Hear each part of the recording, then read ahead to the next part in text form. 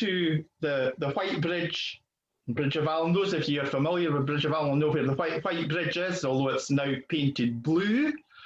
And I walked down at the back of the fire station, which took me into the Hawes Park, following the river along, continued down towards the railway bridge. Now, that's a walk that I've done often because my home is quite near to these places.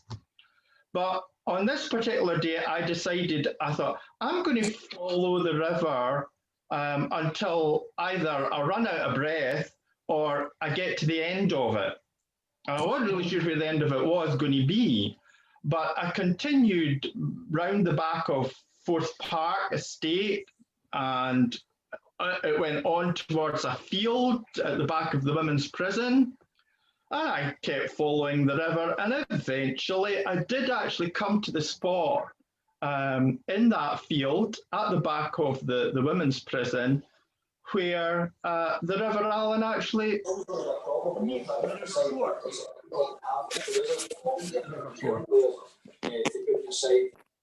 Hello, can you still hear me? Yeah, we just someone joined with a bit of noise. Okay, I just wondered whether maybe someone would say, I can't hear you.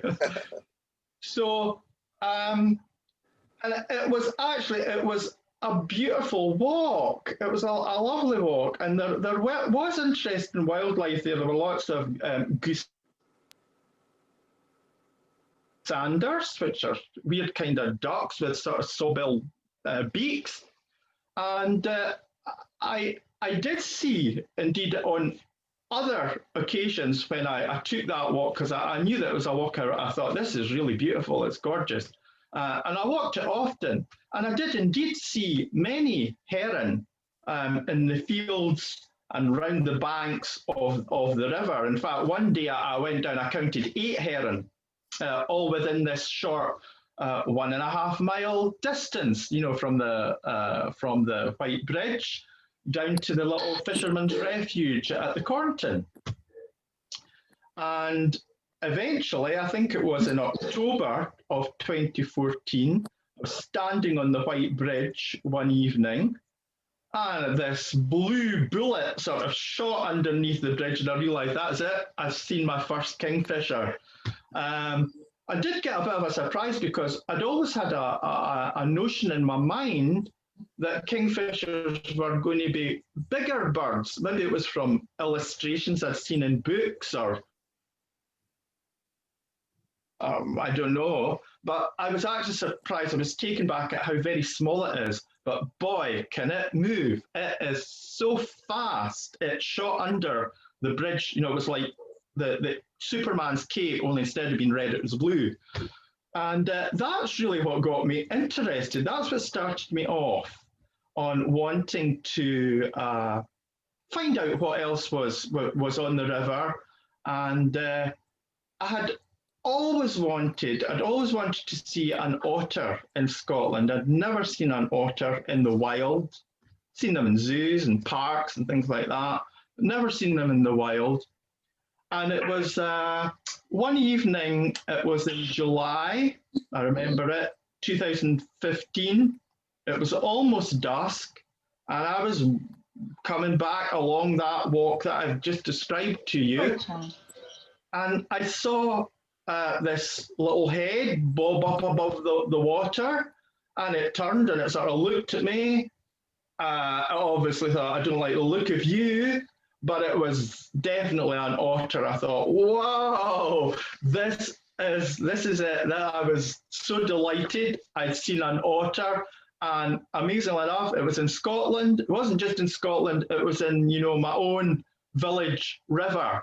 And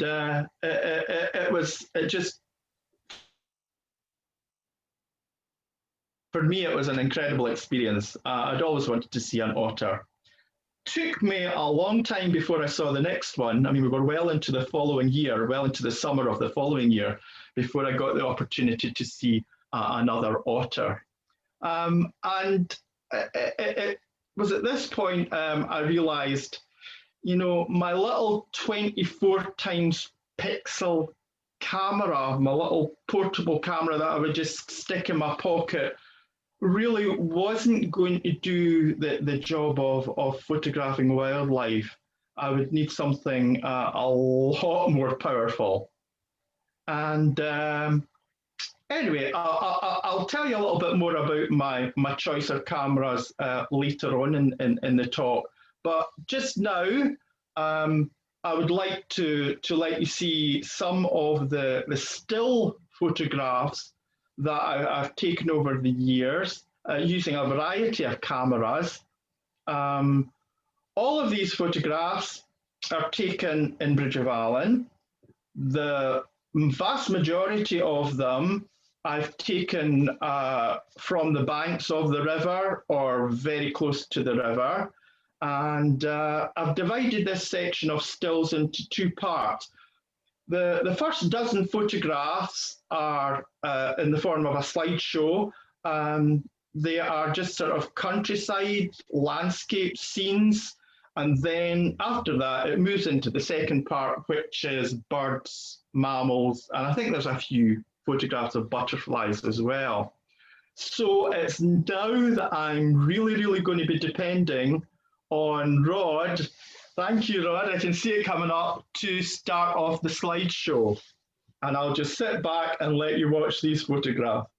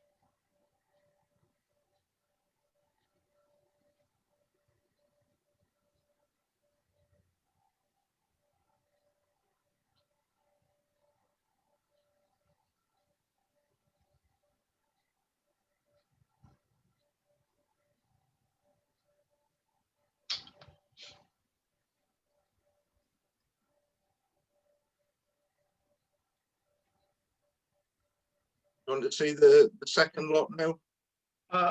Well, I'll just have a wee talk about the cameras that I used and a few changes. So if I could come back and talk, that's grand. That's thanks. That's great.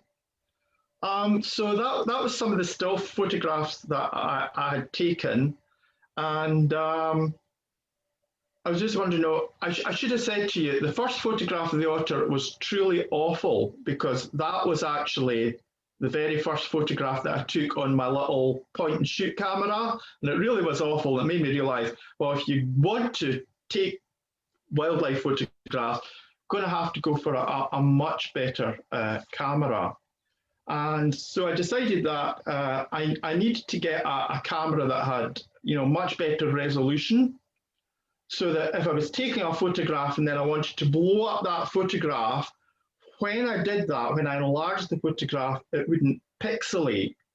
I needed a camera that would have a really good zoom on it, a very powerful zoom, because obviously once an animal like an otter, a kingfisher sees you, it's off. If it spots you, you've had it. You've not got a chance of getting a photograph.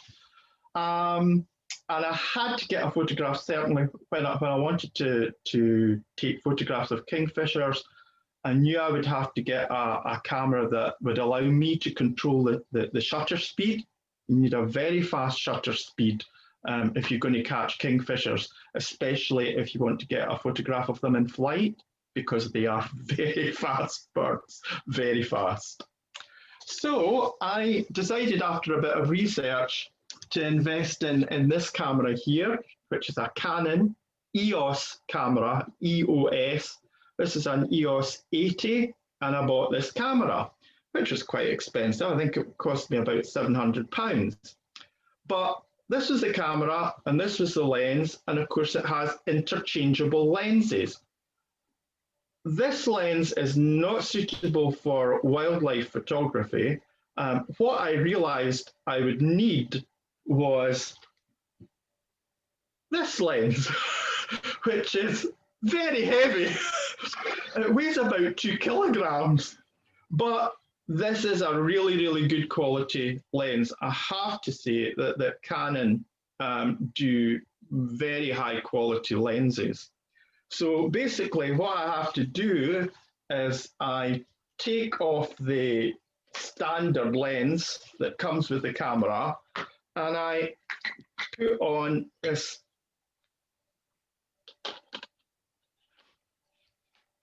zoom lens. Now, if you kind of look at that, it's a big lens, it's very heavy, and it makes the camera extremely heavy at the bottom end. And once you're zooming out, you've got this additional part which makes it even heavier. It is a heavy camera to use, but it's a great lens, and it enabled me to get some really sharp photographs. It has a very good autofocus system and a superb zoom. It really is a superb zoom lens. Because the lenses are interchangeable, it means that you have to control the zoom manually. So you got to do it with your hand.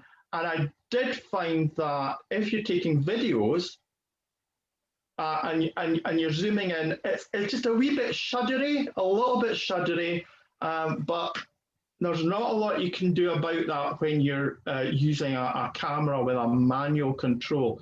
But it is a very good camera, heavy camera, but it's enabled me to take some really good shots. I've got some excellent photographs of otters using this camera, and some good kingfisher photographs as well using this camera.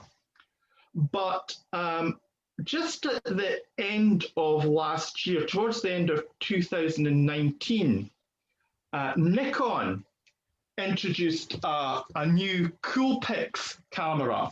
I've been watching Nikon for a wee while because it was one of the cameras that I thought maybe use this camera. They brought out a new one, which was a Nikon Coolpix 1000. and it's got a tremendous zoom power. So I decided last year, as I say, it was near Christmas time, so I thought 2019, I'm just going to buy this for my Christmas. And it's this camera here. It's a lot lighter than the Canon. It doesn't have interchangeable lenses, so this is a static lens. It's the only lens that you've got in the camera. It has, though, this lovely thing of having an automatic zoom. So at the press of a button, I can control my zoom lens, and it is so smooth. And you can also control the speed. You can go a little bit slower, a little bit faster on the zoom. I would say the lens isn't as good as the Canon camera, but it is still a very good lens. And when you realize that this camera, this Coolpix P1000, has a 125 times optical zoom, that's a huge zoom capability. I've used it a lot this year, not as much as I would like, obviously, because of the COVID and we're all sort of indoors and we've had lockdown, but I have been practicing. I've been using it a lot this year, and I really like this camera as well.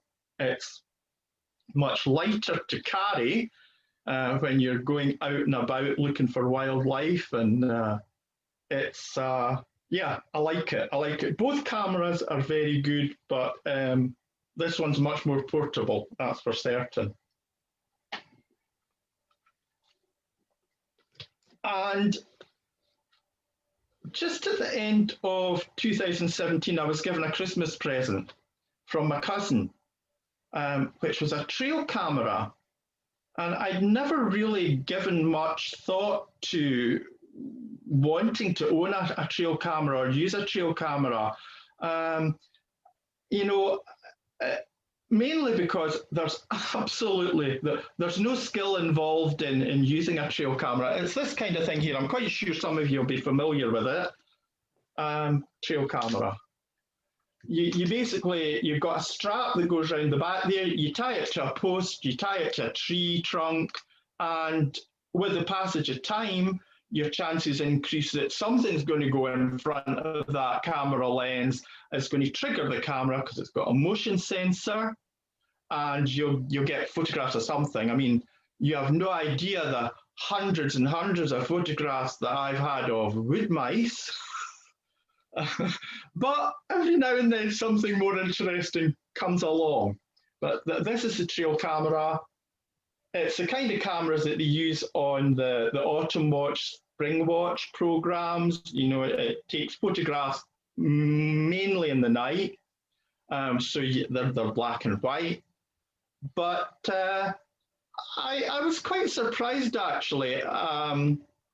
It's quite a useful camera if you're interested in wildlife. But as I say, you know, you're going to take mainly nocturnal animals, so you're looking at things like badgers, mostly badgers, otters, which prefer, you know, to come out in the evening or very early mornings. And actually, it's better than I thought it would be. So I've since my cousin gave me this as a Christmas present, I've bought quite a few of those. They're pretty good in actual fact, but you'll never get the clarity or the resolution of the Nikon camera or the Canon camera. So, having told you a little bit about the cameras that I'm using, I'd like to put a little video presentation together, because I kind of feel that still photographs are very limiting. Video photography, I find much more interesting. It's much more flexible. It's much more inventive. I mean, most of us nowadays, we don't bother to print out our still photographs like you did 30 years ago. You took your film up to the chemist and you got your prints made. Most of us just keep them on files in our computers or keep them on our memory sticks or memory cards. And I mean, it's nice to take stills, but unless you're a professional photographer and you can get them printed in books, or you can put them out on an exhibition at a gallery or something like that, I just find it a wee bit limiting. I still enjoy taking still photographs, but I much prefer amalgamating them or incorporating them into videos. And so now I would quite like to let you see again. I'm going to be depending very much on Rod, the Zoom man here, to show us the videos that I have.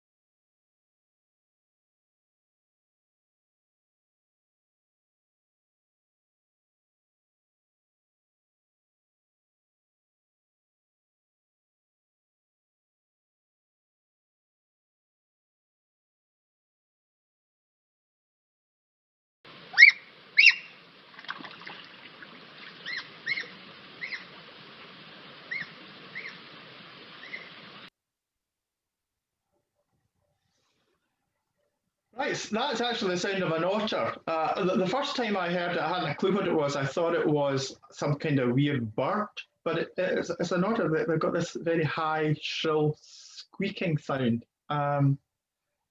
So those photographs were taken. There's a combination there of the two different cameras I used, the Canon and the Nikon camera. Also, you know, just so in between there, I put in an example of just to let you see the tremendous zoom power of the new Nikon Coolpix camera. I mean, it's an incredible zoom power. And then the last section there was all little clips that were edited together into a video using the trail camera. So it's mostly nighttime photography. I say, if you're a lazy photographer, then the trail cameras are brilliant because you know you're not even there when these animals are appearing. You know the motion sensor sets off the camera, and you know you get your little clips of these animals. Sometimes I leave the trail cameras up. I can leave them up for as much as a fortnight. Come back to them and have a look at all the clips that have appeared. And I think it was in September of 2018. It was a little known author put up these posters. He had written a book about Bridge of Allan. You might have heard of Craig Mayer. I'm not sure if you know him or not, but he had written a book about Bridge of Allan. And I remember I went along to the signing on Saturday morning outside of the Westerton Arms in Bridge of Allan, where Craig was signing copies of his history of Bridge of Allan. And also there was Ian McLaren. I'm not sure if you know Ian, but he is one of the trustees, along with Craig, of the Welsh Trust in Bridge of Allan. There's mainly a sort of historical trust for the history of Bridge of Allan.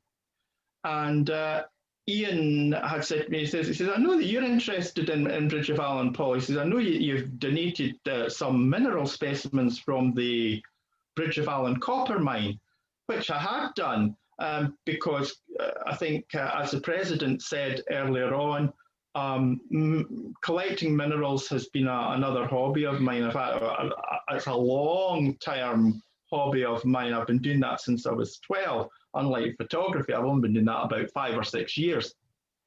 But Ian McLaren had said to me, he says, I think you might be quite interested in coming along to some of our meetings. And I thought, I'm not sure. I'm not really sure of it.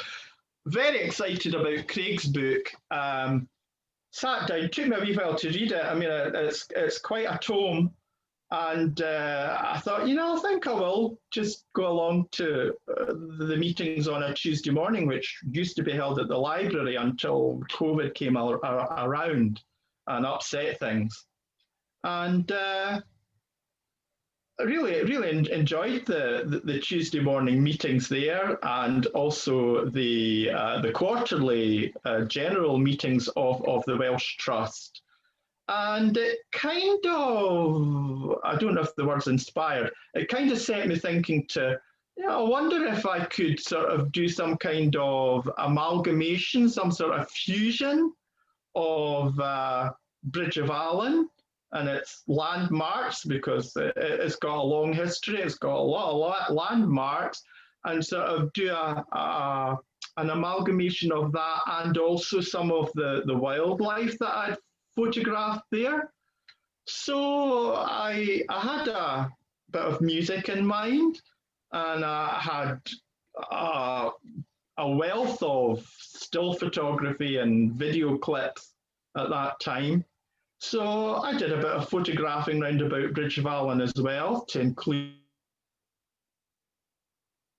some of the landmarks from Bridge of Allen. And I put together a little video, which I called Bridge of Allen, Reasons to Say, yes. And I'm going to ask Rod if he could please play the third video now, and let you see what the result was.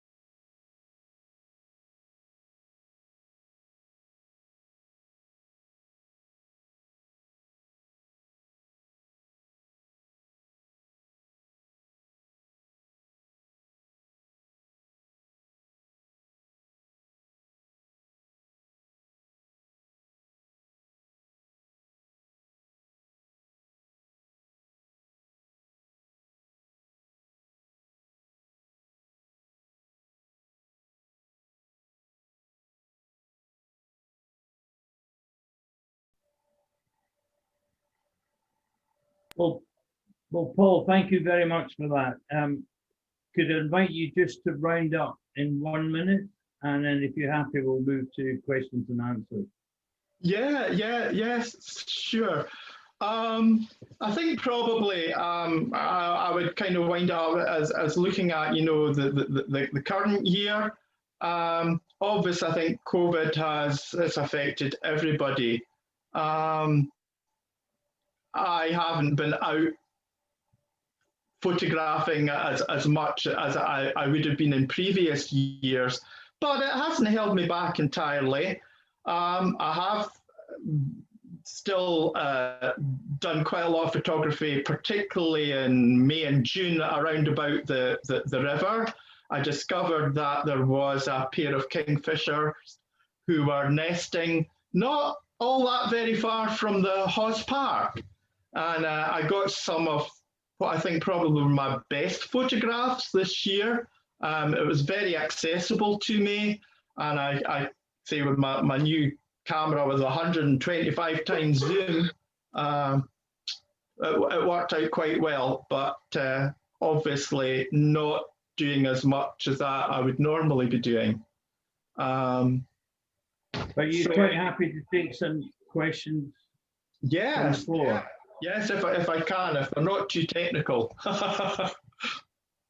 Can I ask a question first? Can I just say I noticed there's another couple of people I haven't welcomed. Linda Bassett is here, and my friend Dave Mercer is sitting in, so you're both welcome. So if you raise your hand if you'd like to ask a question.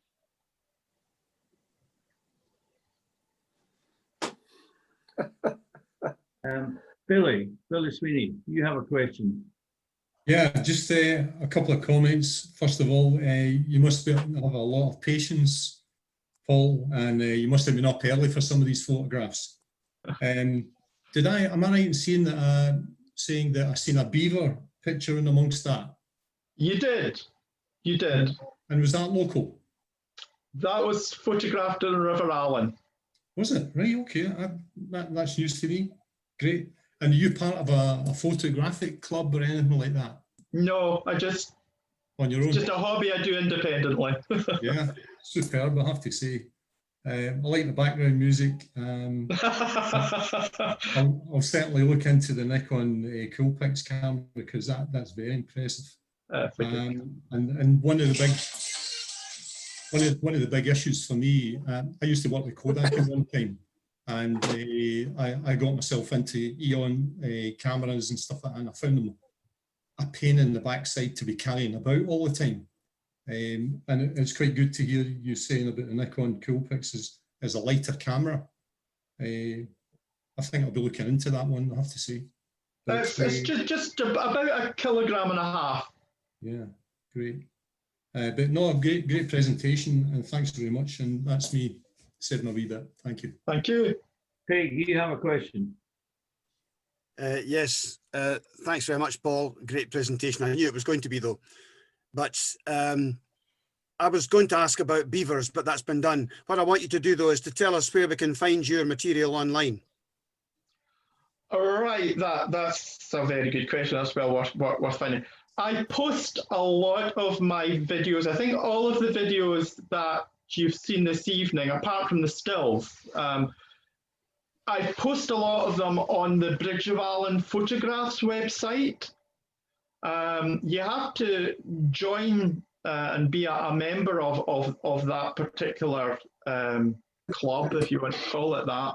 But it's very, very good. If you're interested in Bridge of Allen's history, old photographs of Bridge of Allen, and I keep putting in these wildlife photographs and wildlife videos as well, you can find them all there on Bridge of Allen Photographs, and you can access that through Facebook.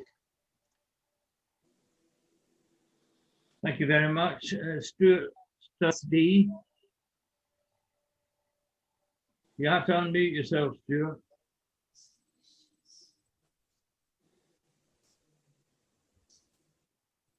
Right, sorry.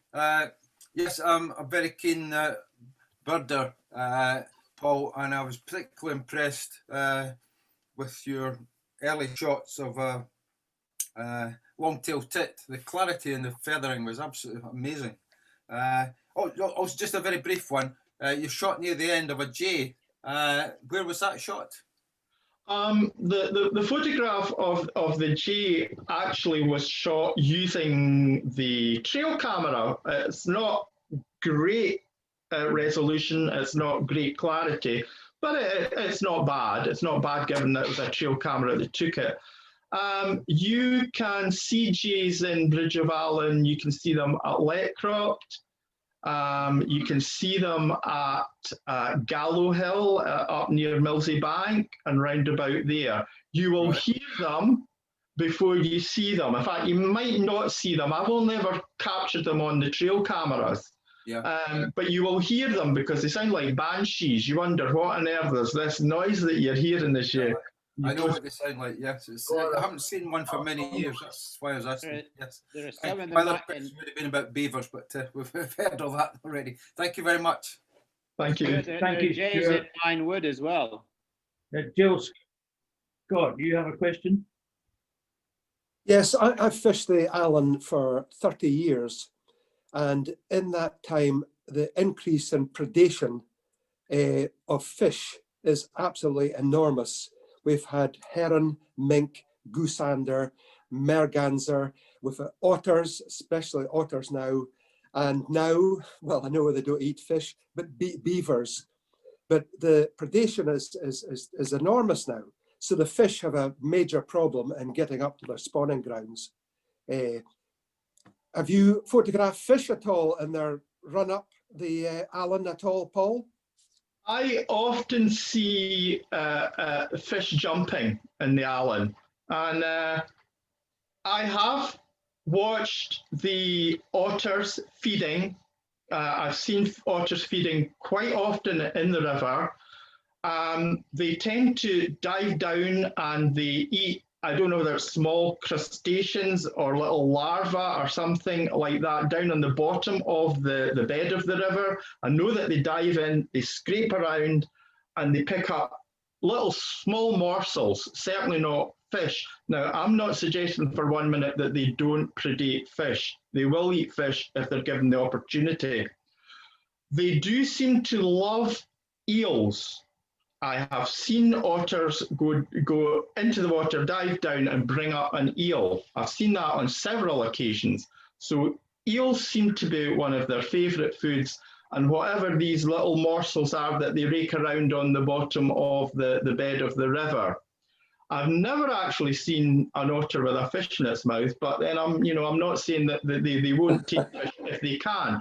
Fish are very fast. Fish are really fast, and they expend a lot of otters' energy. So, the otter's got to be in with a really good shout if they're going to go after fish. Can I just add on to that, Paul? Can I just add on? What about mink? Mink, I used to see quite a lot of them, and they take birds, they eat everything. I would agree with you. Much as I enjoy watching mink, they can be very entertaining, but yeah, they are vicious little animals. Yes. They are vicious little animals. Right, thank you, Gordon. To get the chance. I'm going to have one final question, and Jill Scott, you had your hand up. Unmute, Jill. No, you're muted, Jill. There, yeah, sorry. I just wanted to say that I thought the scope of the wildlife was amazing because it's almost at your back door, basically, and really good. I wanted to ask, the trail camera, where do you fix it to? And is it battery operated? And can you download it onto your computer? How does it work? Right, all very good questions, which I'm sorry I didn't explain. I should have explained it much clearer. Yes, they work off AA batteries. Usually they're 8 AA batteries. The camera comes with a strap. It's a good long strap and an attachment, and you just tie it around a tree trunk or a post or something like that.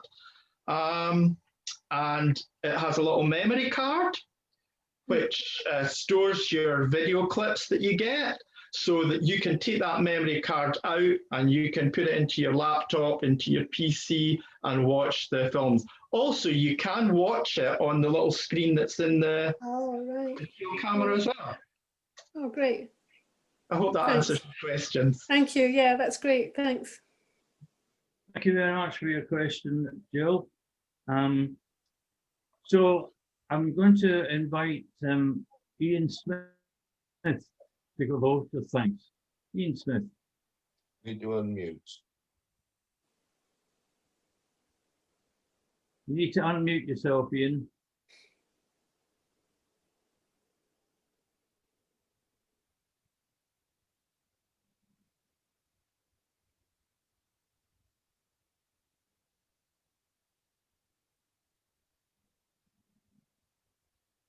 Ian, I'm sorry, we're not hearing you. You have to unmute There you yourself. go. Well done, Ian. Well done. Now we go. Right, okay. Every Thursday, I come along here and I get one interesting talk after another. It amuses me, it educates me, and it intrigues me. And tonight was no exception. Paul, we had a wonderful session on behalf of the club, and my thanks for you spending the evening with us. And I will ask all of us to show our gratitude to the time that he has spent with us.